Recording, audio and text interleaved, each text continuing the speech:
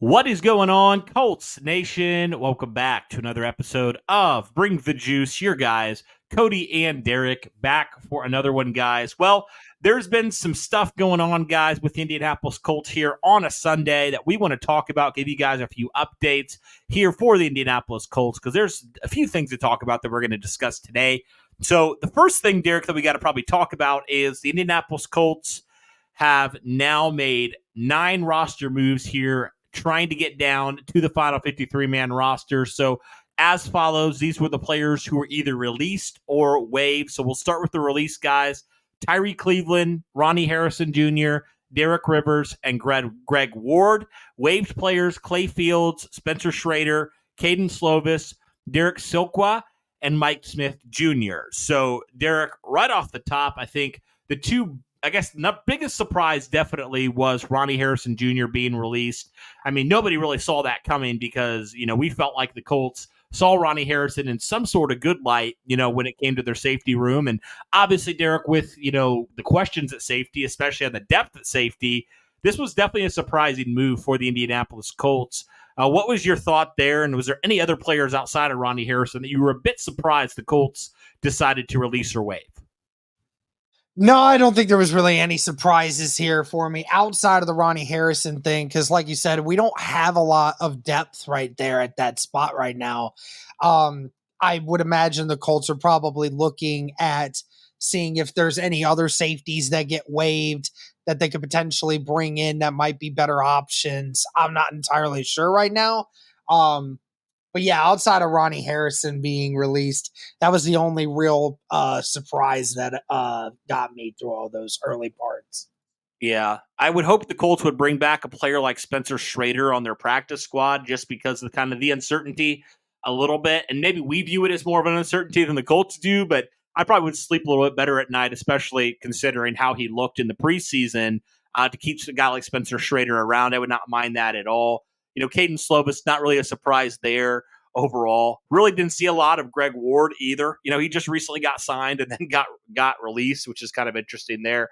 But nobody really like crazy there for the Indianapolis Colts. But those were the 9 moves the Indianapolis Colts did make. And then the Colts did have a short practice today on Sunday. And a couple guys, Derek, that were not practicing. Obviously, you have Josh Downs, who still isn't practicing. You have Juju Brents. You have Trey Sermon as well. But, the good thing about this for the Colts is that Steichen does feel optimistic that both Brent and Sermon will be back at practice next week. So that's definitely good news for the Indianapolis Colts. And then when it comes to Josh Downs, we still don't really know, Derek, 100%. Steichen kind of saying, I hope he's out there for week 1, but is not setting a timetable right now for the Indianapolis Colts. So we'll see on Josh Downs. I mean, I don't think we were like 100% expecting him to be out there. So it's kind of TBD at this point for him. But when it comes to the other 2 players that look like they're going to be good to go for week 1 in Trey Sermon and Juju Brents, talk to me how important it is for the Indianapolis Colts to have these 2 players back.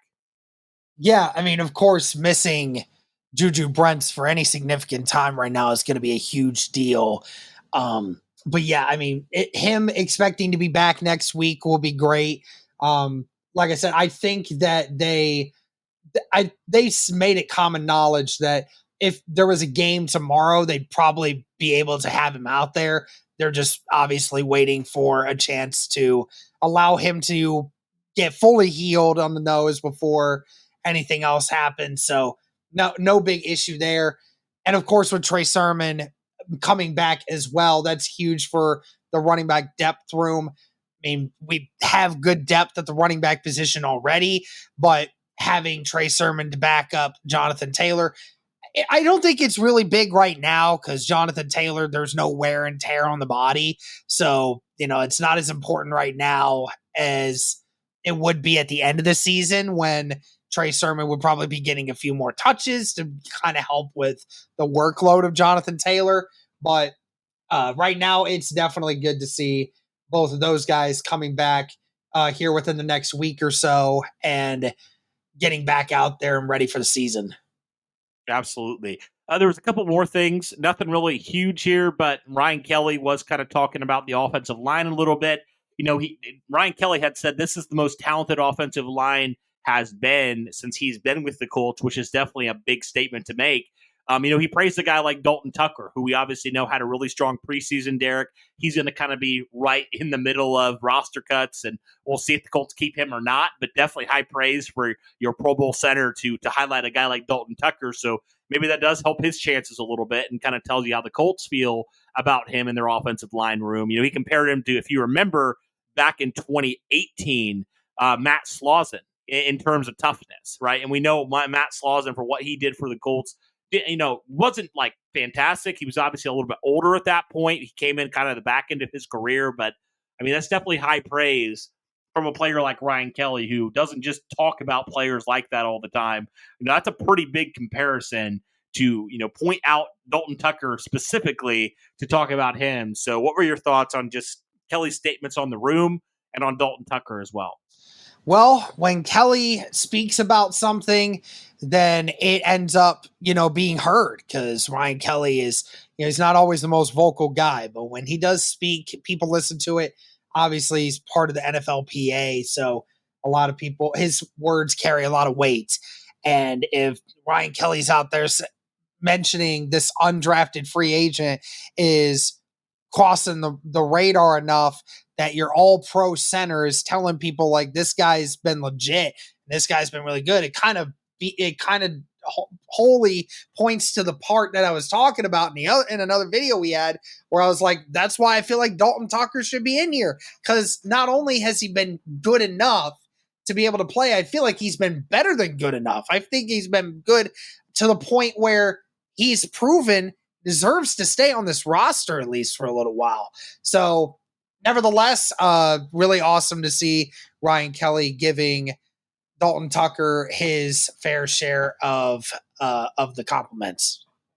Yep, no doubt. So, guys, that does it here. Just a quick update video here talking about some moves and some comments ahead of, a couple days here for the Colts to make their final 53-man roster cut downs. So we'll definitely keep you guys updated as those go along, and the Colts have to make their decision on who their final 53 men are going to be on their final roster by Tuesday at 4 p.m. So definitely stay tuned for that. There's going to be a lot of movement, a lot of transactions, and all that stuff. And we'll see after that, who do the Colts add that maybe are cut from some other rosters as well. So let us know, guys, your thoughts overall here on some of the comments made, some of the moves the Colts have already made on their roster, looking to try to trim it down. But that'll do it for this one, guys.